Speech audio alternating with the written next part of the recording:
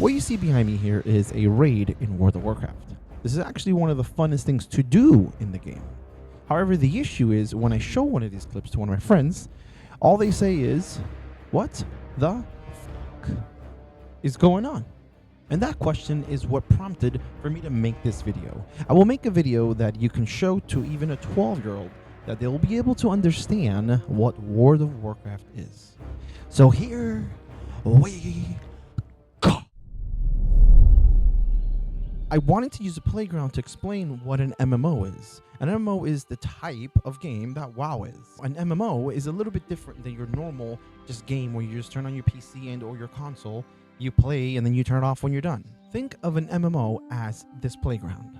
This playground has all the cool shit. Has the metal slides, the plastic slides, the little swirly slides. It has the swings, the little flat swings, has the little diaper-looking swings that you strap on, the little metal stripper pole thing that you go down. Has all the cool shit that you want in a playground. This playground also is fucking huge. You can have thousands and thousands of kids playing at the same exact time, all together, kind of socially, kind of, not being rude at all. And at the same time, this playground never closes. It's always open for business. You can always just go and play. And you know, some kids will have a lot more time than other kids to play the game. But whatever, here we fucking are. Just playing whenever we can, or allowed to, or whatever the shit. The last thing you should know about the playground is that it progresses continuously, whether you like it or not. Sometimes new stuff gets added, and sometimes old stuff gets brought back or removed or added again. Sometimes that favorite swing that you love so much that had that perfect little squeak, squeak, squeak, squeak, when you rode it, it gets demolished or removed, and you'll never see it again, and it gets replaced with something that's just not as good, and it's kind of just dog shit, but you ride it anyways because, you know, that fond memory of what you used to ride. And that is kind of, in the weirdest possible way I can explain it, what an MMO is. A huge game where a shit ton of people will progress through this world together. MMOs by nature will just force the engagements to be social because most of the fun and cool content you have to do with other players. And whether you think it's a good thing or a bad thing, the social aspect normally plays a huge part into what an MMO is. So if you're antisocial, get the fuck. And we can continue going down the rabbit hole of what an MMO is, but those are the basic things to keep in mind as you play one of these games. But now that you kind of understand what an MMO is at a basic level, let's talk about the MMO, World of Warcraft. Right now, there are 3 different versions of WoW. All of them are World of Warcraft, just different expansions or versions or iterations of the game. I can go into much more detail in a different video if you guys want, because to be honest, it's kind of a shit show of why they all even exist, but that's a whole separate issue. First, you have the War Within. Then you have Cataclysm, and then you have Classic. Classic is the one that we will be covering in this video. As you know, there is many versions of WoW. We gotta make sure to launch the correct version, because it might seem kind of simple, but the Battle.net launcher that you're gonna have to download to play the game is stupid. While having the Battle.net application open, go ahead and click on Games, and then search for World of Warcraft Classic. Don't get confused with Cataclysm Classic. It's a whole different version of the game. Look for just World of Warcraft Classic. Once you get installed, go ahead and click on that big blue cute ass button that says play. After almost 4 minutes into this video, we're finally in the game. The first thing you have to do is select the server that you'll be playing on. In most cases, whoever told you to play WoW is just going to tell you what server to play on, and you just select the same one. If you're a completely new player, I won't spend too much time here, but there's different versions within Classic itself. I'd recommend just selecting the anniversary and play either the PvP or the PvE server. The only differences between the two is there are zones in the world that you can kill and or be killed by the opposing faction, which we're about to get to, so don't worry. In my opinion, just play on a PvP server because mama didn't raise no bitch. Once you select the server, it should throw you right into the character creation screen. On the screen, there'll be a few selections that matter and some that don't. One that does matter is what faction you choose. Your choices are the Alliance or the Horde. I will try my hardest not to show bias in this part because I definitely lean towards more one way than the other. But for a new player, the differences really aren't that significant. However, for an experienced player, the differences are massive. Just know that the factions hate each other and they can't really interact with one another except just killing each other or emoting and shit. But since you weren't a bitch and you made a character on a PvP server, just know that every time you enter a PvP-enabled zone, you can get into some fights with the other faction. Or you can get camped for 2 hours and you fucking hate yourself for ever choosing a PvP server because you can't finish this motherfucking quest. Now let's make the most important decision of the game, which is what class you'll be playing. Certain classes cannot be certain races, so I would just recommend first choosing a class before the race. Once you select the class, then just look for which race you like visually the most. Quick note before we get into choosing is that WoW follows what we call the holy trinity of MMOs, which is tank, healer, and DPS. DPS is just primarily damage dealers.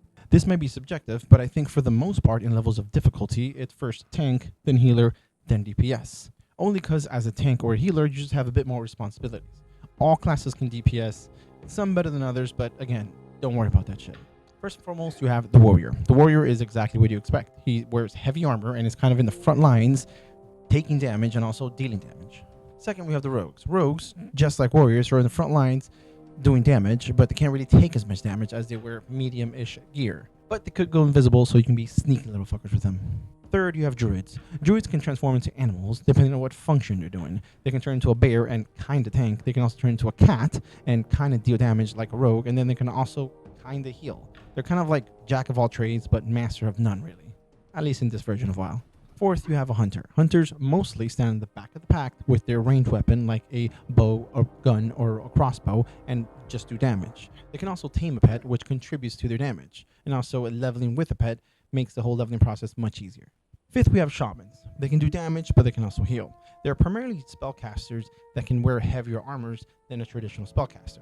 They can also summon totems, which they throw on the ground, and it gives them and everyone around the totem enhancements, or as we like to call them, buffs.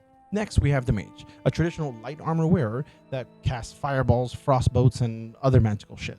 Then we have a priest, which is mostly always selected to be a healer, but they can also turn out demonic and shit and do damage. Up next, we have the warlock. The warlock are similar to a mage, but they primarily just do shadow damage. They can also summon all sorts of demons that acts as their pet, kind of like a hunter. Lastly, we have the paladin. The paladin, similar to the druid, can do all three functions. They can tank, they can heal, and they can do damage. But similar to the druids, they aren't really masters of any, at least in this expansion. And there you go. Not only did I get a new mic, but these are all the class options. And although the game is extremely time consuming and there is best classes for each function, I wouldn't overthink the selection of class. For every new person I recommend this game to, I always try to have them play the game with the least amount of input on what is best or which is the most optimized way to play said class. My recommendation to all new players is to stick with a pure DPS class at first. Something like a mage, a rogue, or a hunter. They're very easy to play with and they're very, very fun to level. But if you think there's any other class that you want to play, then just create that bitch and let's get in the world. Here we are finally in the world. For quite a bit, your only goal is to get to max level, which in this version of WoW is level 60. Questing and dungeons are normally the ways that most people level up. Quests are identified by a yellow exclamation mark above an NPC. Right click on them, and if you want, you could read through the quest, and in most cases, it would just be some sort of task to either kill some shit, pick some shit up, or just talk to another NPC. NPC is just a character controlled by a computer and not a player. Once you complete the task, either the same NPC or a different NPC will have a question mark above their heads, meaning that you can now turn in the quest and receive your reward. The rewards will vary between some sort of gear, food, or other items, but the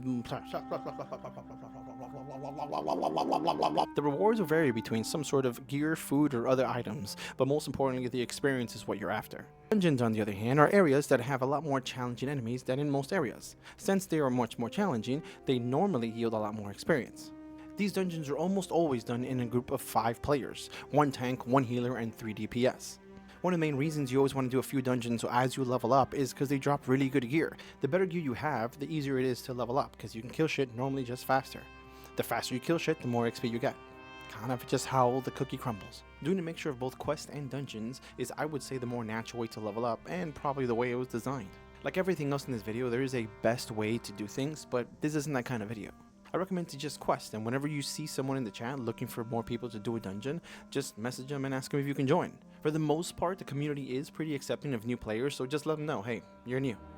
Also, don't worry about rushing to level 60, just enjoy the process, because it is a very slow process. This game is a f***ing grind. Just sit back, relax, and just kill some shit. Some players say that WoW really begins when you hit max level. Think of max level as Aladdin, and you're Jasmine, and the endgame content is that carpet you're riding on, taking you on this crazy journey of trying to get better items and maximizing your gear. Once you hit max level, there are two avenues you can kinda go down, the PvP route or the PvE route. PvP primarily focuses on killing other players from the other faction to get better gear. PvE, on the other hand, primarily focuses on killing monsters and NPCs inside of dungeons and raids. There's a ton of players that do both PvE and PvP, and it's totally fine, it just depends how much time you have. Also, in this classic version, the line is a bit gray sometimes of PvP and PvE, only because some of the best PvP gear is inside of raids. So everyone is just basically doing dungeons and raids, whether you PvP or PvE. Raids to most players are like the creme de la creme of endgame content. It's one of the funnest things to do in the game. A raid is kind of like a dungeon, but in a much larger scale. In this classic version of WoW, each raid is a 40-man interaction. Raids can be very daunting and extremely difficult for some players.